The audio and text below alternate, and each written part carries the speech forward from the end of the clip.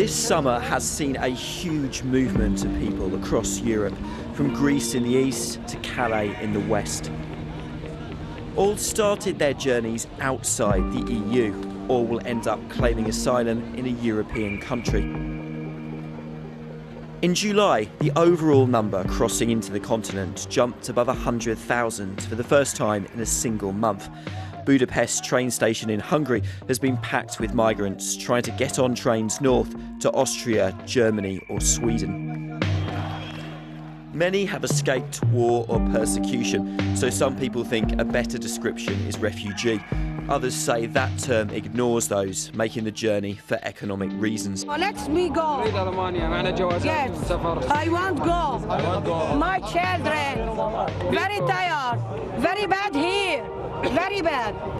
It's where these people end up that now has politicians across the continent bickering. There is a huge difference between the promises they're making and what's happening on the ground. The UK has said it will take 500 refugees from Syria under its Vulnerable Persons Relocation Scheme.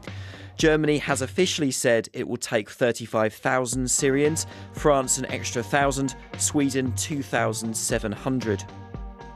Now look at the reality. More than 2,000 Syrians have arrived in the UK over the past year claiming asylum. In Germany, that number is almost 60,000. France, more than 3,000. Sweden, more than 26,000.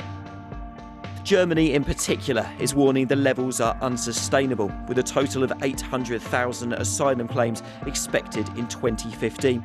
Chancellor Merkel wants others, including the UK, to share some of that burden. Germany's top-selling tabloid was less diplomatic this week. The Skivers of Europe, says the headline, with David Cameron's face in the middle. That all puts the Prime Minister in a difficult position. He says simply letting more people in won't solve the underlying problem. We think the most important thing is to try to bring peace and stability to that part of the world. I don't think there is an answer that can be achieved simply by taking more and more refugees. Much has been made of the unprecedented nature of this crisis, but it's worth looking back to see how the numbers stack up. The UN says the refugee problem in Syria is the worst since the Second World War, but most of the people affected are spread out over neighbouring countries like Turkey and Lebanon. The numbers entering the EU are the highest on record, but there have been peaks not all that different in the past. In the late 90s, the Kosovo conflict led to a spike in refugees crossing the border, and earlier in the decade, the same thing happened when war broke out in what was then Yugoslavia. In both of those cases, the numbers claiming asylum in the UK were in fact much greater than today. The figure peaked to 84,000 in 2002 amid instability in Iraq and the fall of the Taliban in Afghanistan. Back then, it was Britain, not Germany, taking in more refugees than anyone else. Going back further still, we granted asylum to thousands of Vietnamese and Ugandans in the 1970s, and thousands more Hungarians and Czechs after uprisings against Soviet rule in the 1950s and 60s.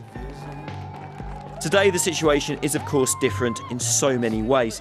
Open borders, modern forms of travel and new forms of communication make the crisis much more unstable and potentially much more difficult for the politicians to control.